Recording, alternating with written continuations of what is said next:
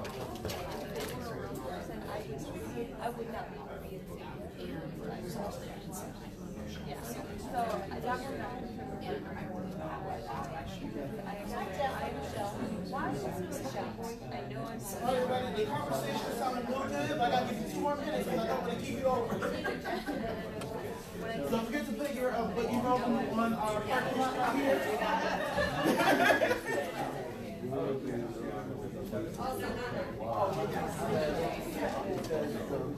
The whole family just supports her.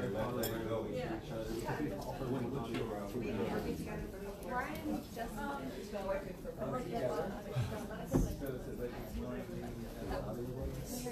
he never listened to Red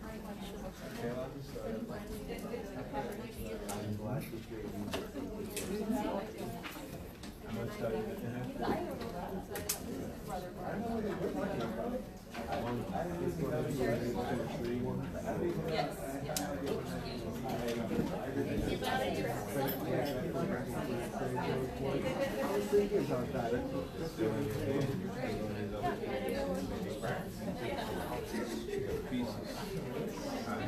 How's it going?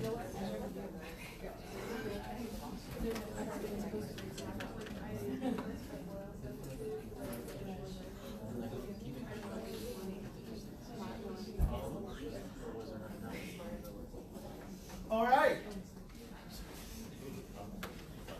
Good morning, everybody. Good morning. I'm like this. Oh, y'all came here to see me. Okay. I'm doing something right. My name is Councilman Green, and I am an adjunct instructor. My name is Councilman Green, and I'm an adjunct instructor here at Columbus State Community College. I also teach English at Early College Academy, which is a high school, which is down the street around the corner, for students 16 to 21-year-olds who have dealt with academic and personal crises that have hindered their educational growth. So simple, dropout prevention and recovery. I've been an English teacher for 9 years. I hold a Bachelor of Arts in Language Arts Education from Ohio Northern University. That's like my language assistant. We go way back. And I am proud to say that I am the first and only thus far male graduate of the Etowah Valley Low Residency Master of Fine Arts program from Reinhardt University in Waleska, Georgia. How did that work out? There were 2 of us when we started. It was just me at the end. So my MFA focus was, I hit something. There's something here. There we go. Okay. All right. So my MFA focus is poetry. Outside of all the academic stuff, I'm happily married to a wonderful woman. She was supposed to be here today, but our son was sick. So he's making it. They're down in Lancaster. They sent their love. Husband and father of 1. I am also a recording artist. I released a CD in 2016. It's awesome. And we're working on number 2 and number 3 right now. What style of music? Gospel, praise, and worship music. Which leads to this part. I am also a pastor. I do a lot. I do too much. My wife and I started a church in Lancaster named True Vision Christian Community. So we've been at it for about 2 years. Holding down the fort, doing the good work. It's been trying, but I made it. But all that bleeds into who I am. So today I want to talk to you about It Shall Spring Forth, Making Your Writing Revelatory. I know when you saw the title, you were either like, this is about to be interesting, or what's this man about to talk about? So let's see what happens. Now, again, I'm not the type of person who's going to try to keep you, and I do want to offer time for questions. So I need someone to wave me down if I'm on a tangent at about 11:40. Oh, you got me? All right. Oh, this hashtag, in case you're wondering. I'm the type of person when I go to these things that my phone is always on me. And sometimes you forget to write things down, or you put it in your phone notes, and then you switch 4 phones later, and you forget stuff. So, if something I say jumps out at you, if you're like, man, that's deep, I need to share that on social media. Guess what? Use that hashtag so I can find it. So Facebook, Twitter, Instagram. I made sure I link Instagram Fabulous today. All right, let's go ahead and get started. I think this is almost right. I need to find fine. There we go. Fine. All right, so the origin of this title actually came from a scripture. Behold, I will do a new thing. Now it shall spring forth. Shall ye not know it? I will even make a way in the wilderness and rivers in the desert. Here's the story. So I was driving. This is the end of my MFA program. And I'm driving, and my program director goes, I need to know what you guys are talking about like yesterday. So I know when this man emails me, I better respond. Now I was driving, so I went to a parking lot, and I'm sitting, I'm thinking, I'm brain like, what am I going to talk about? My original plan was to do this whole music theory, instrumentation, poetry, it's a mixture of sound and silence. Like, do this. So one thing I learned as a poet, as a writer in general, is that it's our job to create something new, to evoke something. Hence the name Revelatory. So what does that mean? So according to the Oxford dictionaries, revelatory means revealing something hitherto unknown. Revealing something hitherto unknown. And this quicker than I thought to type. So as writers and creatives, I mean, we all write different genres in here. So people might do some other things with writing, but it's our job to make sure that all of our work, what we say, what we do, what we say, what we create, extends beyond our moment. But this process is a double-edged sword, as I learned. As much as it affects the reader, it's going to affect you. And that's something people don't talk about in writing programs. It's like, oh, let's talk about the writing. But there's no discussion about how that writing affects you. How this process is going to affect you. Because the man I was in 2016 when I started the MFA program, which by the way, I wasn't like, oh, I've been published 18 million times. I'm awesome. I'm like, I need to redo my license, and I'm not just going to take one class just to take it. Let me find something. I found this. So for me, I walked in it very timidly because I have a history, which we'll probably go into more and more. My English history, my writing history, it's not sunshine, rainbows, lollipops, tra-la-la-la-la. I wasn't like writing novels every day. Honestly, it was a fight to get a page out of me in undergrad, as Corey, she will tell you. It's not how I remember it. It was a struggle. But the MFA process really showed me that, you know, you got to deal with you. You got to deal with yourself. So, shall we jump into this? Any questions so far? If you have a question, wave me down. I got you. All right. So, who's ever heard of this book, The Triggering Town? Okay, we got one person. Especially for my poets in the room, buy this book. I got it for $2 on Amazon. It's really good. It's worth more than the $2 that I paid for it. But this book, my program director and all my professors and my other classmates were like, everybody needs to buy The Triggering Town. The trigger town. I'm like, oh, no, I just had a kid. But I bought it in preparation for this, the first go around. And I'm like, okay, statements of faith. I'm going to read this. You know, I'm holy and sanctified. Let me go ahead and read this. And I barely made it past the first page because of this quote. How you feel about yourself is probably the most important feeling you have. It colors all other feelings. And if you are a poet, it colors your writing. It may account for your writing. That's deep. That is deep and profound.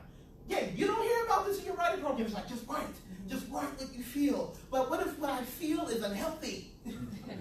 Help me. So, I'm going to take my time with this slide.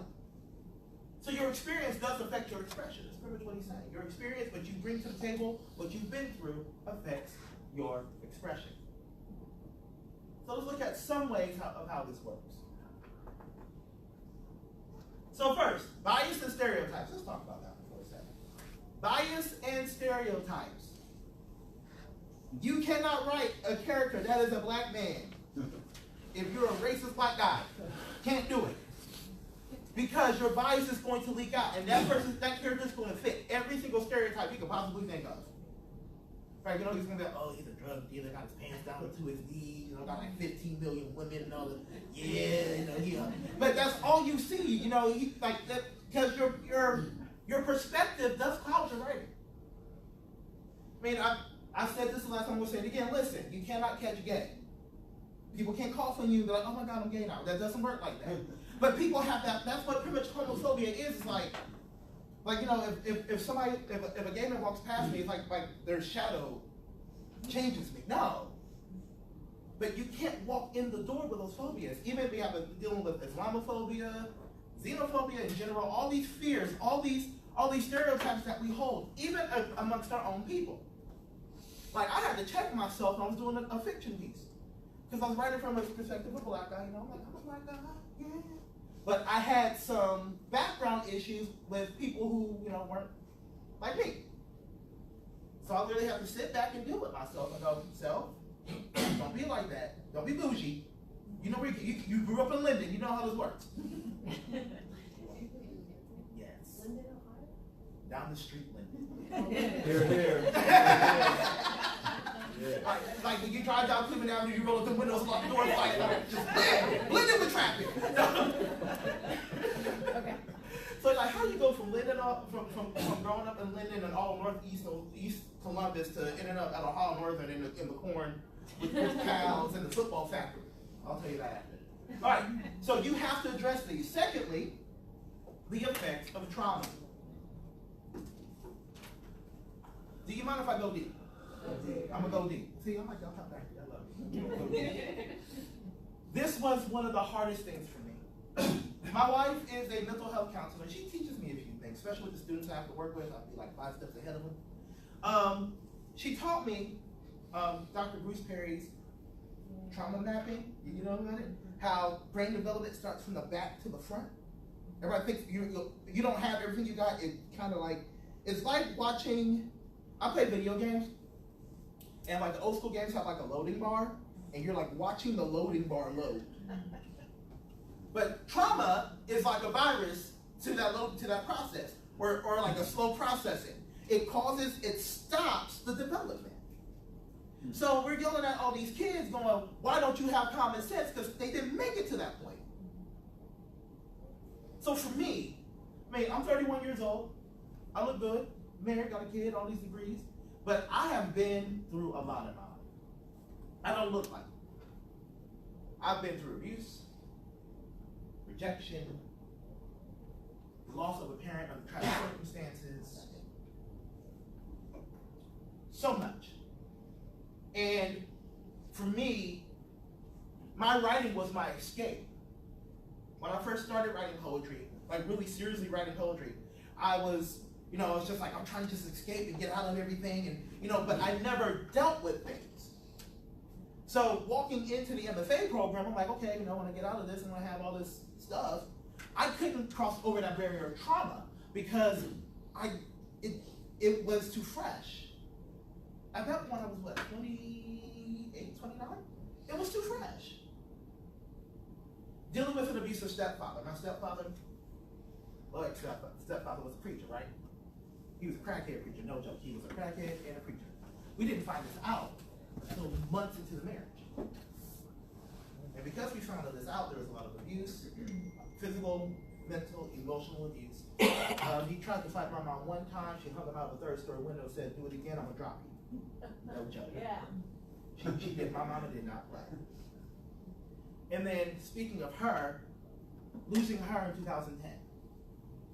Under very weird circumstances. In 2008, my mother started having seizures. Now, my mom was a force of nature. That woman, she was the saggingest, preachingest, workingest woman I've ever seen in my life. She was on top of the game. And then in 2003, 2004-ish, she found out she was HIV positive. And she didn't tell us.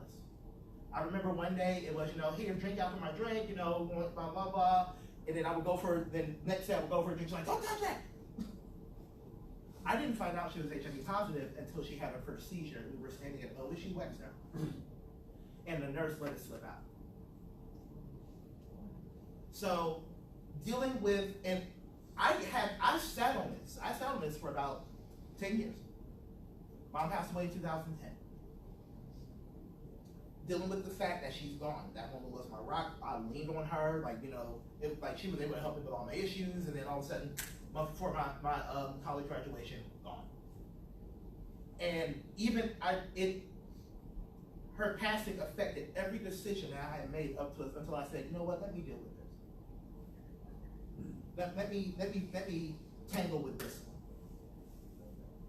Now, I mean, I'm in a better place about it. In fact, I just told about the whole HIV diagnosis. It's just a lot of growth. Remember, my sister and I had a conversation, and I was in Georgia for my graduate residency. And I'm like, I know I have to talk about this in the presentation. And she's like, do it. They don't believe me, they probably believe you. Because my sister is also HIV positive. Two totally different situations. My sister was able to be all like, yeah, you know, don't be stupid. Abstinence, condoms. But my mom didn't have that opportunity because of her reputation. If people would have, especially in the church circles in Columbus, I'm just going to be real, if people would have found out when she was diagnosed, they would have used it against her. That's the honest truth. So that's a lot to unpack and unload. And even in this process, dealing with rejection. Who's ever submitted anything for publication in here? Okay. For those, so you'll understand the whole, I send out my baby and someone said my baby's not good. I'm like, I done sweated, I done cried over this, I done labored, and you talking about this ain't good enough for your publication? So like you feel some type of way the first time, after the fifth time, you're like, eh. For me, I wasn't even willing to publish because I was so afraid of rejection. Trauma. Let's keep going. Local, regional, national, and international social norms. What do you mean by that? Okay, let me start speeding up for about 15 minutes. Local, regional, national, and international social norms. So pretty much, what does your culture bring to the table? Your culture does affect your biases and your stereotypes. Like, what are people around you saying? What have you taken in your life, and how is that affecting your writing? Educational experiences. All right, I'm gonna tell y'all about me. It's not resonant to some of y'all. From kindergarten to 12th grade, I went to 9 schools. 9. Went to 4 elementary schools, 3 middle schools, and 2 high schools. The reason was, you know, my mom would be like, I don't like the school, so we're moving, or hey, our lease is up, I don't like this place, we're moving. And I mean, we weren't wealthy at all, we was poor.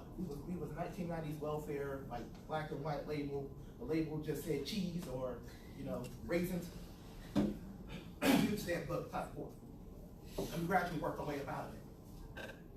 So we would constantly move around, like in terms of my formative education, the longest I stayed at a place was literally 2 years. 2 years at St. Francis de Sales here in Columbus, and then Groveland, Madison, where I graduated from.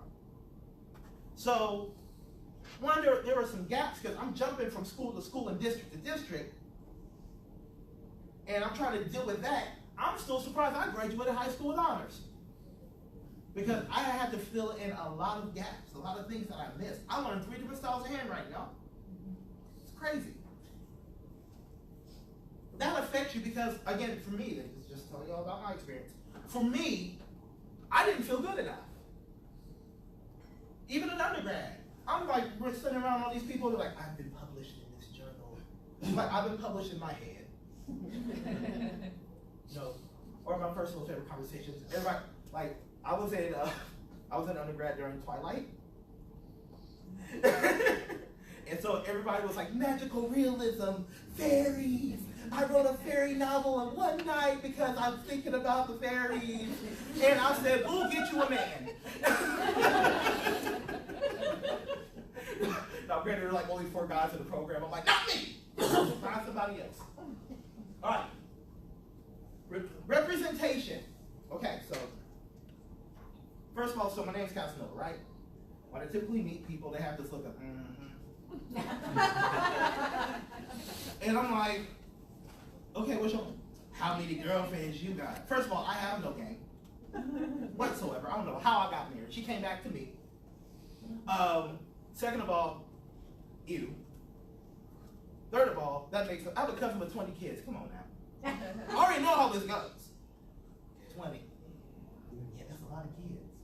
So there's that. There's like, what is your brand? What do you look like? But also, whose shoulders are you standing on? And who's standing on yours?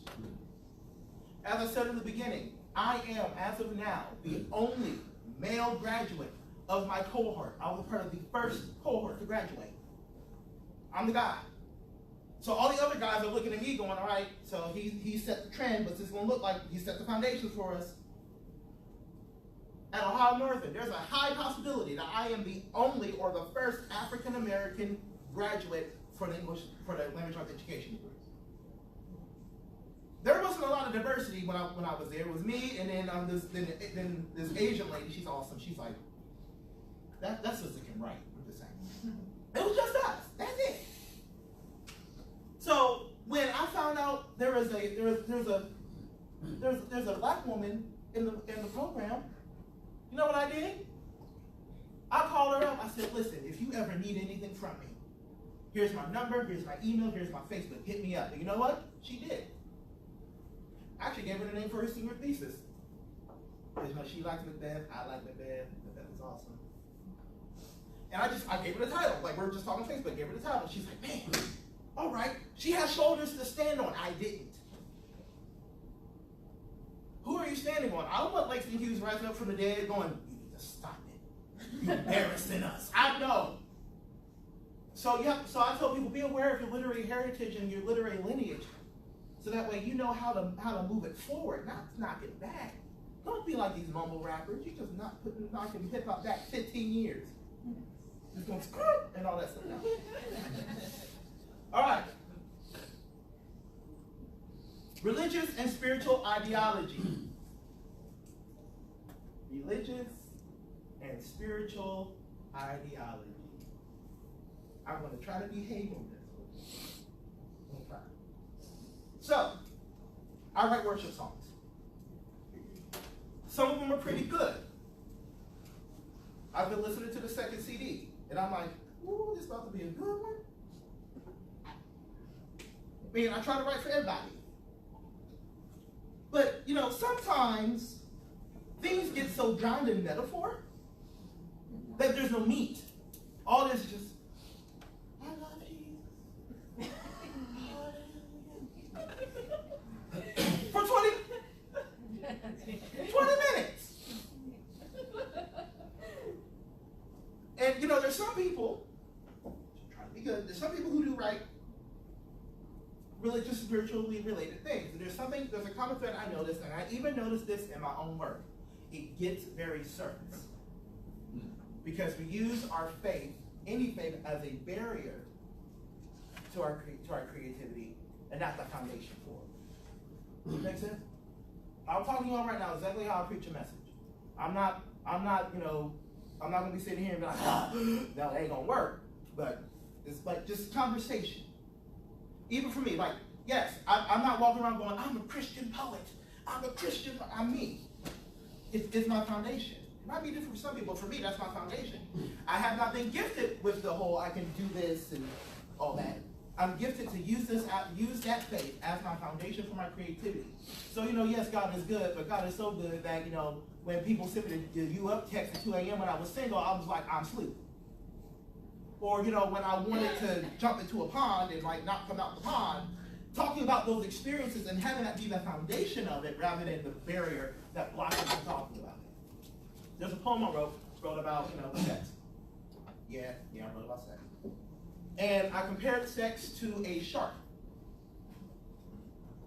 And how, like, you know, the shark just sit there, like, you know, shark be cool, right? But there's no blood, the shark be like, They're like, it does the nibble. But people are letting the shark nibble on everybody, but then like, you're supposed to be watching me lifeguard. I'm like, I see you, shark. I know you. Back up. I didn't have to say Jesus, God, anything like that. I used that foundation to speak a deeper message. And the last one. Man, I'm running out of time. Fear. My mama taught me that fear is false evidence appearing real. This, I mean, you can reconcile all these things. If you don't deal with this, you're going to be at a very surface, a very wall level in your writing, because you have to get to the point that you just don't care. I remember when I got to that point. There was one day I was mad, and I was writing, and I went to go like delete everything. I said, no, I said this. When you write something, you are making a commitment to pen and paper or keyboard and screen.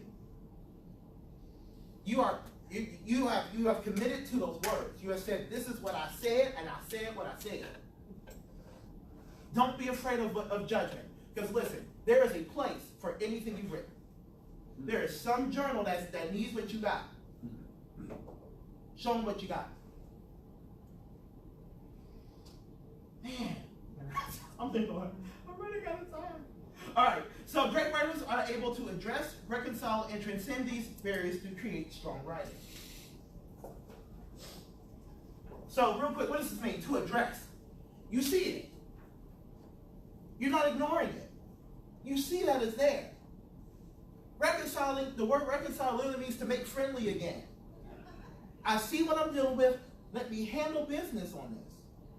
And reconciliation does not have to be, ain't no ocean, ain't no sea, I'm maki da. No, there doesn't need to be a family reunion when this happens. Sometimes reconciliation is moving it out of your life. Then after you reconcile it, you move beyond it. You use it as a springboard to move you to the next place you're supposed to go to. Plain and simple. Because that springboard that you're jumping off of is the very platform that your reader is standing on to get meaning from what you write. Man, that was deep. We trained on that. All right. Are you ready to move around a little bit? Y'all been sitting long enough to hear me. All right. Oh my God, snare! So, this is the snowball activity. We're trying to do this fairly quick. I have white sheets of paper because it's snowballs. So I want you to list your barriers. Real quick. Don't sit here like, I gotta think about what are my barriers? What am I going through? Just real quick, off the top of your head, visceral reactions are best. List all of your barriers. And go deep. Don't write your name on it. Are you talking about limiting beliefs as well? Limiting anything that blocks you from your next writing level, from where you're trying to go. Okay, hopefully I counted correctly.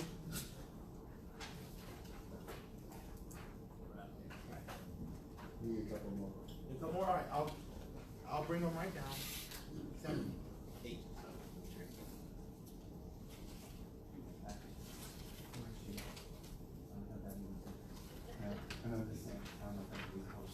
Hey, right small. All right, real quick. You need 2 more. I'll put an 8th one in there so you can bring it to our friend in the corner. We need exactly 2 more. Thanks so much. All right, so I'll just bring it.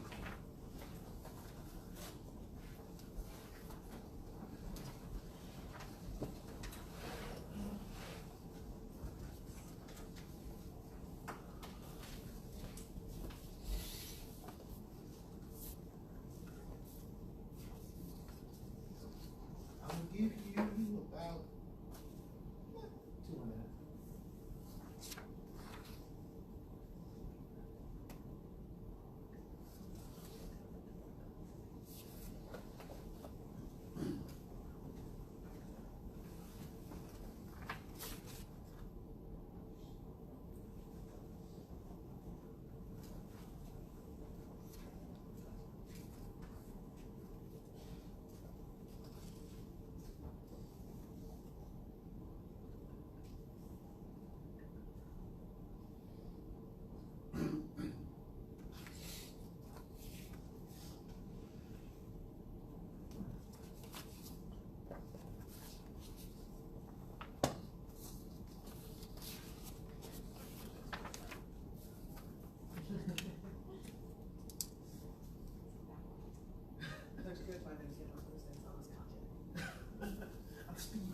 If we had a middle aisle, I'd probably be.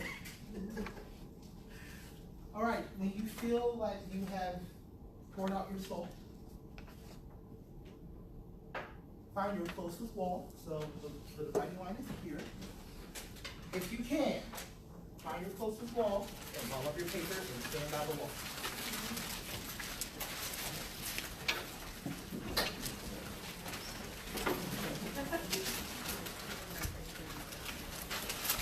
if you are able,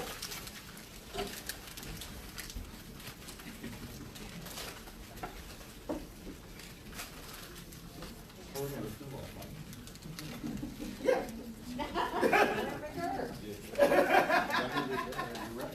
All right, now, if you're like me and you do not sport, my students like, man, Ray, you work out all the time. I'm like, yeah, but I don't ask them to shoot the ball because it's going to end up. All right, so if you don't sport like me, you need to move up a bit. Just move up a lot of bit. Look, I'm right here. Right. So what you're going to do on the count of 3, I'm going to stand over here. On the count of 3, you're going to throw the ball. Now the goal is to make it to the other side. And don't do a fake out throw like, I got you. All right. You know, in fact, I'm going to go back here. We're throwing these at you. Not at me, at each other. No, I'll go ahead and throw yours. All right. Which side has less people? What about even? It's even. Okay, well, I'll stand over here. All right. Do not aim for the face. Ready? 1, 2, 3. All right. All right. Make sure you have one. And make sure it's not yours. Anybody? Anyone? Go ahead and open it. There's one there. There's one under the seat. Let me go back. There's one under that chair. That chair right there. Who needs one? You don't need one? No. Who needs one? Okay.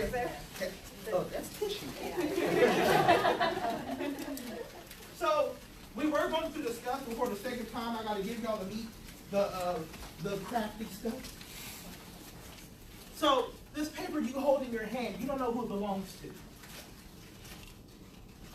You don't know who has these barriers. But I did this to show you that everyone has barriers. Even the people that you're like, oh man, they get published all the time. You don't know what happens at that desk. You don't know that piece that just came out might have been 15 years old, and they just kept revising and revising and revising. Everyone has barriers. Everyone has something that they're fighting with when it comes to the writing process. I have things I'm fighting with. I'm just being honest. Like I'm sitting here, I was sitting at my desk going, I need to write this story. No, you don't. Go play Soul Howard. But just, I would challenge you to keep this. You don't know who this person is. Just think about them. Like they're your buddy. You know, it's like I hope as I conquer my barriers, I want you to conquer yours. So keep that in mind. Go ahead, have a seat. For this part, I'm going to slide. I'm going to slide because I believe in getting y'all out on time. Let's get super. We might say a little bit later. But if you would like this PowerPoint, please leave your information with me. In fact, I'll put a sheet back there right now. Leave your information with me so I can email you things in case you missed something or in case you showed up late. Or you want to do this presentation yourself. I don't care. Take my ideas. As long as you give me credit, it's all good. All right, so making the internal external. First, get on the page. Get it on the page. The worst story ever written was one that wasn't. Flat out. The worst story, poem, novel that was ever written was one that was not. I have quite a few poems that fit that category. I have some stories that fit that category because I'm like, I need to write this down. I have a whole story in my head about snake churches from the perspective of snakes. Like, I can give you the whole dialogue of like, you have one snake go, what is going on? And I'm like, and the other snake's like, this music was bumping. Yeah. Because you know, snakes can feel rhythm through vibrations. Like, he did it on bass. I don't know what bass is. And then like the whole thing of like snakes going, this is not right. So get it on the page. Be willing to get naked on the page and be brutally honest. Now, we talk about this one for y'all go, huh? You passed the time about getting naked. I was meeting with, again, program director. I was meeting with him the very first residency. And I'm like, I can't do this. I've been in a mistake. He's like, no, you don't do it. He said you need to get naked on the page. I'm sitting there like, excuse me? And then I'd be like, quit being nasty and actually listen to this man say. What he was saying was, lay it all out there. Put it all out there. I mean, look, I don't personally cuss. I know if some of you do, I ain't no judgment, no shade. And some people don't. But you know, if you writing and you feel a cuss rise up while you writing, sometimes a cuss word is the best word. Just write it down. You can fix it and edit it. Just like get it out. Or I call it word vomiting. Just get it out of your system. And then understand what is influencing you internally and externally and reconcile it. This is the part where you deal with yourself. You can't deal with it once it's out. You can't be like, oh, I'm on this publication tour, you gotta talk about this book. Oh, I'm gonna deal with my problems now. That's how people end up with heads in ovens. Which that broke my heart when I heard Sylvia Plath's husband stressed her out so bad, put her head straight up in the oven. Yes. Then what's jacked up, I found this out, that the second wife of the guy that she married was he stressed her out so bad, what'd she do? Put her head in the oven. Don't put your head in an oven. Don't drink yourself to oblivion. Don't be so evil and spiteful, because writers talk. I know tea about some of the biggest writers in the country that I will never share, because writers talk. So this is what we call in church circles. This is your secret place. This is where you get to deal with it. You deal with it here. All right, any questions? And if you can't deal with it, don't write it. Plain and simple. I cannot write a poem about my stepfather, because I will go to a very angry place. That is not it's a very unhealthy angry place. I mean, if I see him, I'm not going to punch him in the face or anything. I'll be like, hi, how you doing, face forward. That's about it. But I can't, right now, I can't write that. I do have one question. So, when I'm writing and I'm in my journal, it's something really super personal that I really don't want anyone else to know, I can't help but wonder if somehow, my journals could end up being subpoenaed, or, not that I'm doing anything that bad, but it just makes me wonder, like, how, I'm gone, who's going to be looking at my journals, so I find myself editing a little bit as I go, because of, or softening the language, because I don't want, everyone to know exactly my deepest process, so sometimes I edit, censor myself a little bit. So. No, my wife does the same thing. My wife, she writes more than I do. And we learned, and she got that habit from her grandmother, who recently passed away, and they've been passing around the journals. And what she did was she would mark certain pages and say, do not read. Plain and simple. I have been flat out told by my wife that I am not allowed to see her journals ever. Even after she's gone. They go to the kids. She's like, there's some things about you in there that I want you to see. I'm like, woman, just tell me what the stuff is. But I get what you're saying, that whole, it's personal, it's deep and personal. We're going to get to how you create the distance from that. So, hang on with me. So, if you don't want somebody to read it, say don't read. And hope they actually respect your wishes. I've been known to just rip out pages. I just burned 30 years worth of journals. Woo. And in December. And it was interesting. It was healing though, but ultimately it was healing. But I think you need to get it out. Mm-hmm. So don't edit yourself, would be my advice. If I could offer anything, not advice. Don't edit yourself, get it out. Because that's a part of you that needs to come out for no other reason than to create awareness and bring it to the surface so you can heal it. Or not heal it, you choose not to. Burn it, release it, get done with it. Yeah, but at least get it out. You know what the sad thing is? I don't journal. Yeah. Everybody's like, you're a writer, you're supposed to journal. I don't. Because, like I said earlier, for me, pen and paper is a commitment. And I don't want to break that. It's like divorce. I don't want to divorce my paper, my words. So personally, I don't journal. I'm not one of those people like, oh, get up, write every day. If I get inspired, that's when I write. That's when I give you my best. And sometimes in that inspiration, that initial inspiration, you get my whole mind. But we move to this. Making the external tangible, which gets to the answer to your question. Use craft elements to distance yourself from internal experience to create a tangible encounter for your reader. So you take that raw data, and that's when you go in, and but you keep the raw, but then you go, if you're like, I'm gonna share this, I'm gonna publish this, you go in and you make the changes. And you allow craft elements, literary devices, figurative language to come in and take the place of that feeling where that sentiment is still there, but you've worded it in such a way that doesn't soften the blow, but it protects the guilt. So, wow, I think I've just covered all that. I'll just say it anyway. So understanding actual I, sometimes the speaker is you, and distancing of the metaphorical I. The speaker is an idea or a facet of you to create distance. You do not have to be the main character of everything you write. It can be like your alter ego, Sasha Fierce. It can be like that scared child that you're trying to work through. It might be you, but it was you at a different point. Or you create this like composite character. But it doesn't have to be you. Plus it helps create that distance at you. Also play with time, setting, characters, and dialogue. In fiction and poetry, you can do that.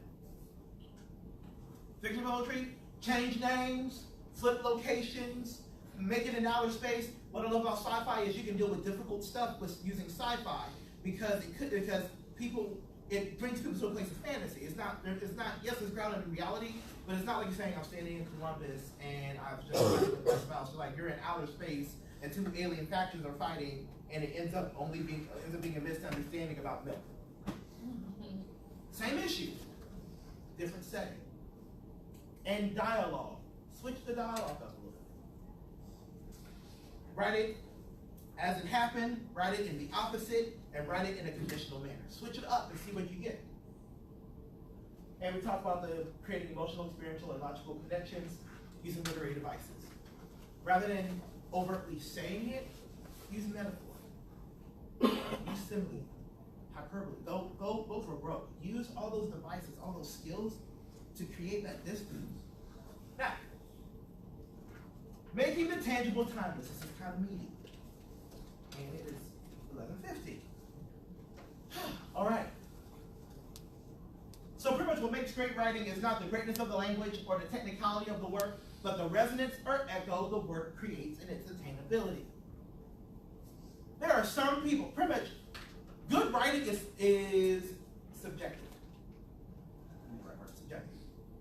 It's good writing's in the eye of the beholder.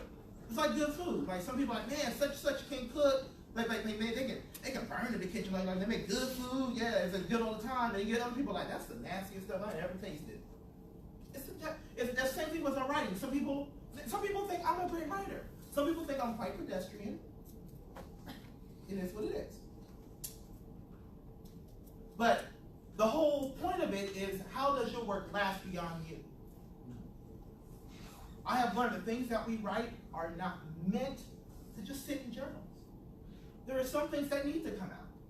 When I did my creative thesis, I was in a weird situation. My thesis mentor just fell off the face of the earth and all this other stuff. Then I had a workshop mentor who wasn't nothing. He literally like did one packet for me and then disappeared off the face of the earth. So I was just like, no, for real? So I had to go back into my journals that, thank goodness, I kept. And I had to go through this process with some poems. But I had to make sure that the work echoed. That it wasn't just, I'm in my dorm room crying. But convert that to 2018, deal from the outside of it, and say, okay, there's probably some teenage guy reading this right now. What do I need him to hear? What is the message? So you have to reveal the universal idea and make the journey worth it. So universal idea is theme in fiction, main or central idea in nonfiction, and deep hidden meaning in poetry. Pretty much all this says, what's the message? What are you trying to get to me?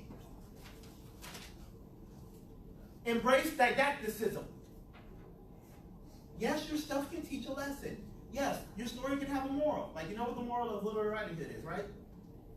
I don't know what the moral of literary writing is. Pretty much, I'm going to give you all the short version. Young ladies, don't be nasty because men are wolves.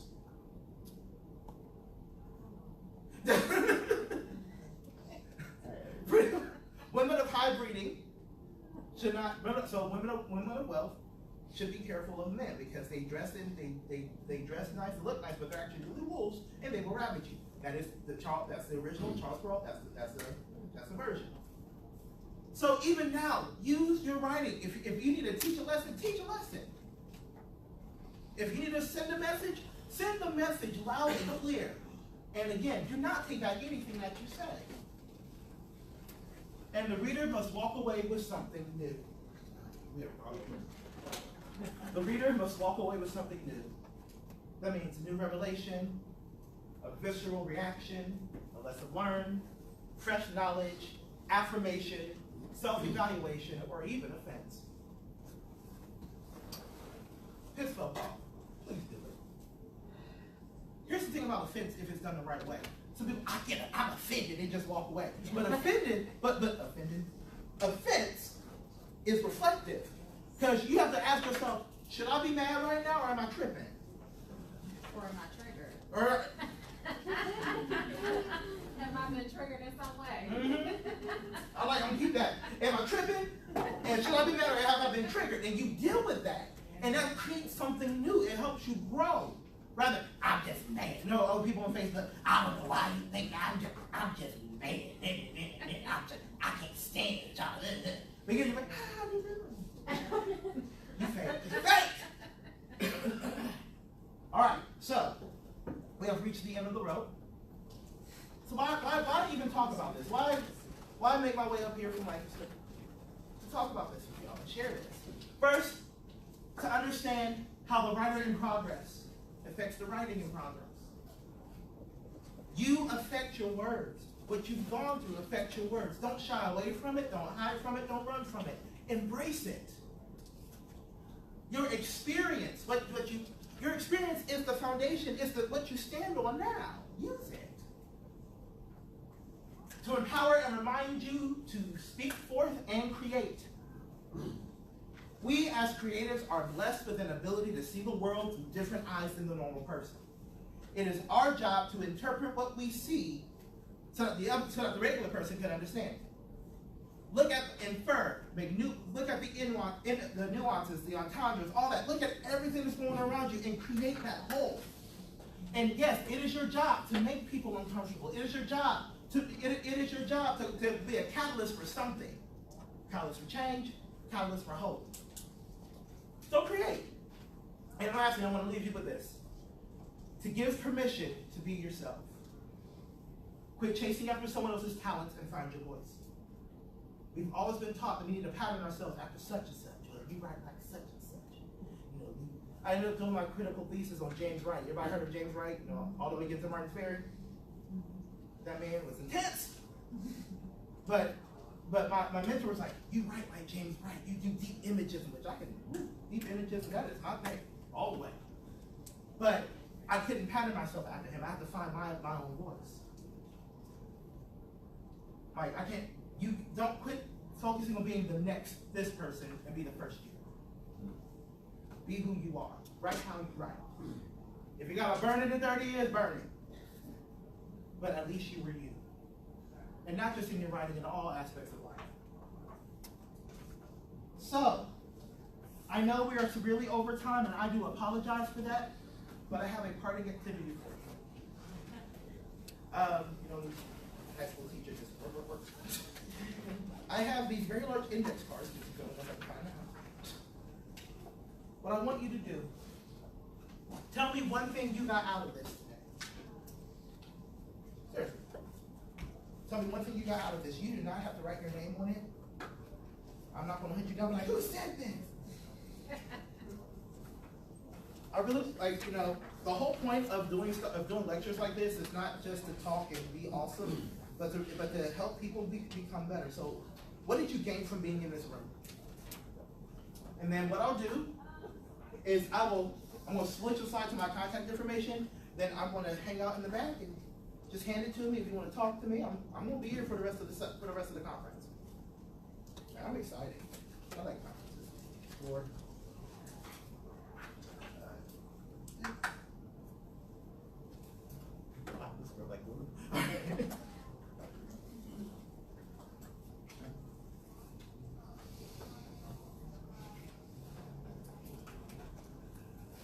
As you're writing, do you have any questions?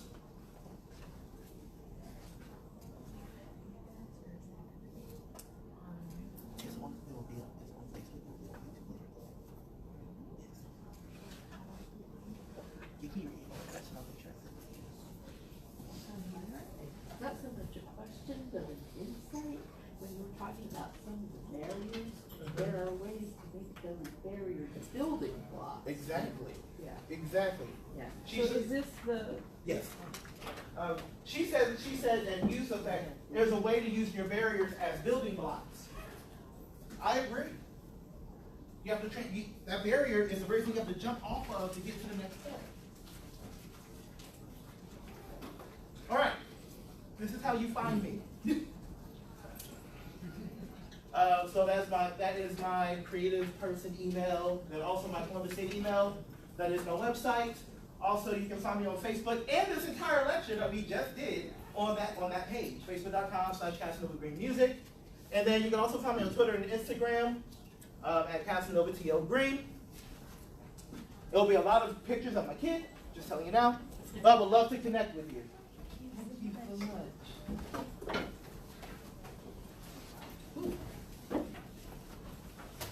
Here you go, man. Enjoyed it. Thank you.